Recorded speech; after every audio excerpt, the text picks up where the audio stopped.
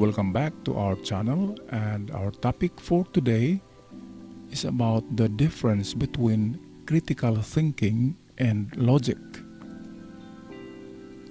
Those who seek to inculcate critical thinking skills give all authority to the questioner. He examines, probes, questions, and so forth before he settles upon whatever works for him. The one with the question has all the authority, a totally subjective authority. Logical analysis presupposes that there is such a thing as absolute, unchanging truth, and that this truth has authority over us. We are not allowed to think with the truth instead of teaching skepticism, the belief that there are no unchanging answers. This approach teaches that we are looking for validity-derived answers. What to do about critical thinking? Nevertheless, appearances can be deceiving. The rhetoric of critical thinking skills allows educators to make intelligent-sounding noises while wandering in a circle. Don't be fooled by it. It is nothing more than sophisticated and witty chatter on the edge of the void. So, should we simply avoid anything and everything labeled critical thinking? Again, labels may be deceiving. Although the critical thinking skills movement as a whole teaches skepticism and unbelief, not every product merely labeled critical thinking is bad. What you want to avoid are materials that encourage the student to challenge biblical authorities, materials that encourage general confusion and skepticism, materials that dwell at length on a particular view of the future, materials that introduce closed dilemmas, materials that stress there are no right answers. Logic 101. Christian parents, of course, want to teach their children to think. How do we do this? The parent instructing his children in logical analysis should start by learning certain basics of logic himself. Let's take a look at a few of these. Truth and validity. One of the most important starting point when studying logic is the difference between truth and validity. A valid argument is one that is structurally sound. The conclusion must be true if the premises are true. The premises may not be true, but if they were, the conclusion would follow necessarily. Look at this example. All dogs are brown. This animal is a dog. Therefore, this animal is a brown. This is not true. All dogs are not brown. Even if it were true, the conclusion would necessarily be true. Truth answers the question, is it so? Validity answers the question, does it follow? Fallacies of form. Another important distinction to be made is the difference between the fallacies of form and fallacies of destruction. A fallacy of form occurs when there is a structural problem in one's argument. It would never be valid no matter what the nouns in the arguments were. Look at this invalid argument. All cats have 4 legs. This animal has 4 legs. Therefore, this animal is a cat. Even though the premises are true, cats do have 4 legs and this animal does have four legs. This is fallacy of form. The argument is structurally unsound. Fallacies of destruction. A fallacy of destruction occurs when one is trapped and seeks, by various and sundry means, to change the subject. Instead of saying, "You've got me there," he says, "Look, a comet." One example of fallacy of destruction is the abusive ad hominem. That can't be right because you're a jerk. The man is attacked instead of his argument. Other example is that the tukukwe. Oh yeah, well, you've done it too. But of course, just because someone else has committed the fallacy does not rescue your argument. The possibilities for real-life application are enormous. Deuteronomy tells us that we are to instruct our children when we rise, when we walk along the way, when we read letters to the editor, and so forth.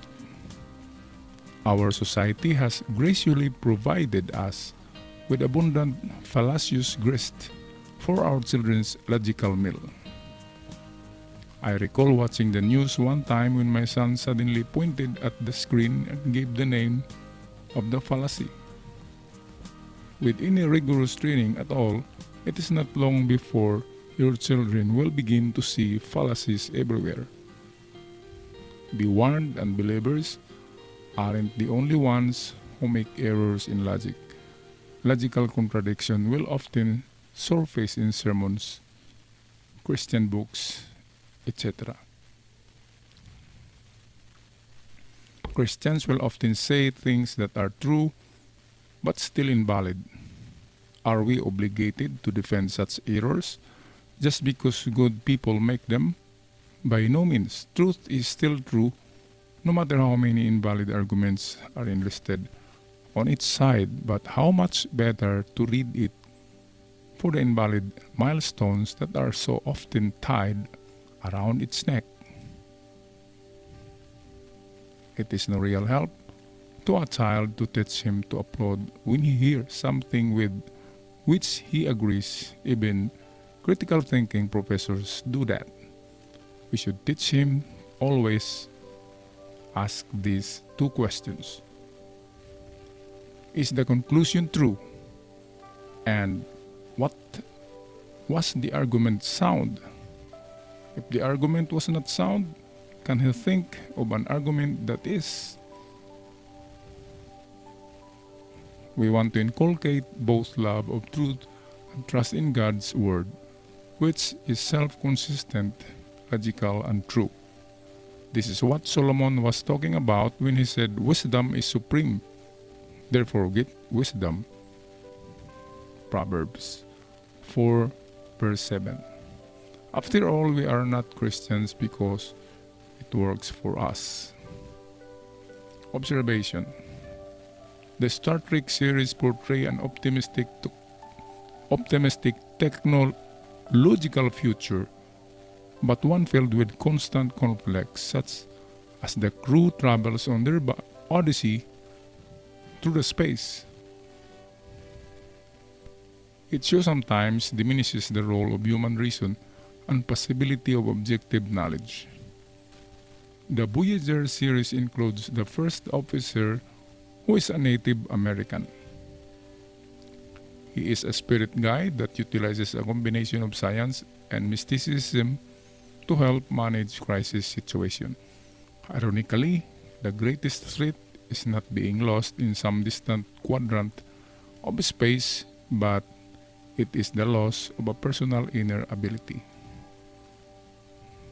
After sharing highlights from the Star Trek programs, teachers can discuss how the television series reflects the different perspective on the truth, knowledge, ethics, and intellectual trends. The students might notice that human reasons is less important and there is greater emphasis on relativism. What is the basic definition of the term? Barzon 2000 relates it means flexible, adaptable, a sliding scale that give us different reading in similar situation. That is, relativism appears to make few distinction between moral codes, culture, and religions. DH reside in certain time and place in history that should be respected and tolerated. Yet Barzun argues that civilized society often utilizes relative standards for applying the law of individual criminal cases. He maintains also that the anti-relativist who embrace moral absolute cannot effectively answer the question whose absolute are we to adopt and impose. The brief example reveals that the popular culture can offer numerous instructional opportunities to help students refine their thinking skills through reading and reflective dialogues. Evaluating critical thinking skills. Contemporary testing methods often fail to provide teachers with information on how students arrive at their responses to test items. Quantitative and qualitative assessment procedures can be useful, but it is vital that the assessment must be sensitive to identify changes that have occurred in students' thinking skills. Critical thinking assessment instrument can include commercially designed tests, teachers-made tests, checklists, open-ended questions, problem-solving scenarios, or simulations. For instance, checklists can be used to evaluate a variety of students' work, such as gathering information on a student online, comments, or portfolios. Checklists are useful tools to document evidence of student problem solving and decision-making skills. Teachers can integrate critical thinking into their classes by presenting information from diversity of perspectives that involves both the cognitive, affective learning domains. The author has found that students really enjoy reading non-fiction short stories about individuals and their personal learning adventures. Teachers can share interesting and informative stories that offer insights into concepts such as perseverance in problem solving. Short stories can be included in lectures, handouts that stress descriptive information on critical thinking. The following chart is an effective way to help students understand the multidimensional aspects of critical thinking. Essential critical thinking skills. Woolfolk, 1990. Defining and clarifying the problem. Identify central issues or problems. Compare similarities and differences. Determine which information is relevant. Formulate appropriate questions. Judge information related to the problem. Distinguish between fact, opinion, and reasoned judgment. Check consistency. Identify unstated assumptions. Recognize stereotypes and cliches. Recognize bias, emotional factors, propaganda, and semantic slanting. Recognize different value systems and ideologies. Solving problems and drawing conclusions. Recognize the adequacy of data, predict probable consequences. Online instructional strategies. Again, online instructional strategies.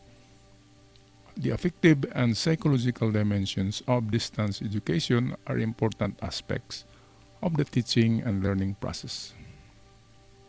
Distant educators face the dilemma of how to foster critical thinking with students who are vary in their need for academic guidance. Often, this problem is portrayed as teacher-directed versus self-directed learning models. In reality, the online teachers will have to adapt his or her teaching style to meet the needs of their students. Bird's 1999 relates that interaction in education involves a continuum from teacher-centered to student-centered approaches. Distant educators are challenged by using a text-driven form of education.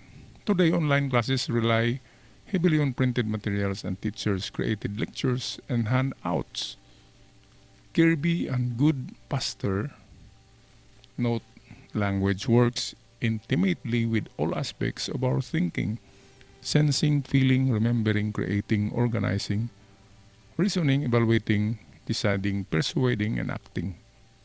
As we become more aware of the strengths and weaknesses of language, and as we increase and refine our own language, we will think better.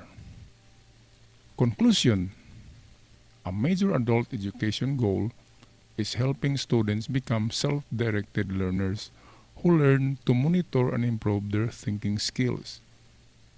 Distance educators need to integrate meaningful instructional activities into their classes that promote internalization of critical thinking, skills, and knowledge.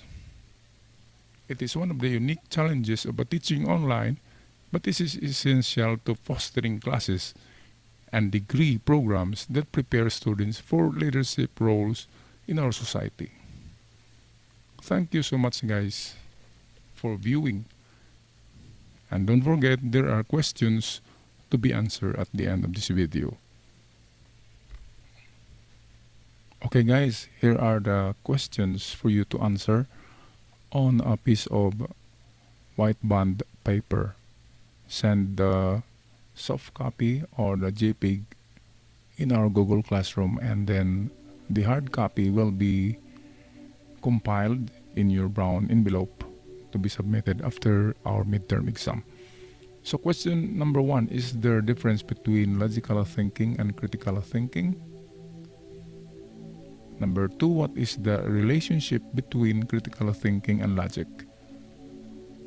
What are the 5 critical thinking questions? What are some good critical thinking questions?